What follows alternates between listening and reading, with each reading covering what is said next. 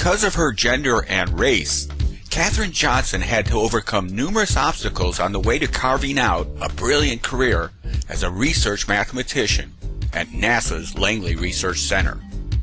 Her gift for math enabled her to graduate from high school at age 14 and from college at 18.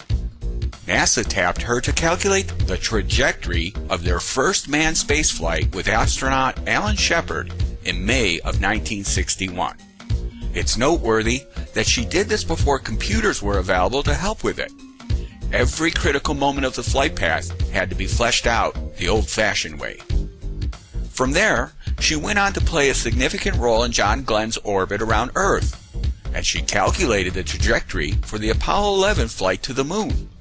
Only this time, she used her now acquired computer skills to aid her. She also worked on the Space Shuttle program and on plans for a mission to Mars until retiring from NASA in 1986. At this Minority Student Education Forum, Katherine Johnson received a standing ovation from hundreds of 5th through 12th grade students as astronaut Leland Melvin escorted her into the room. We too would like to salute Katherine Johnson. As a trailblazing pioneer, she truly has the right stuff.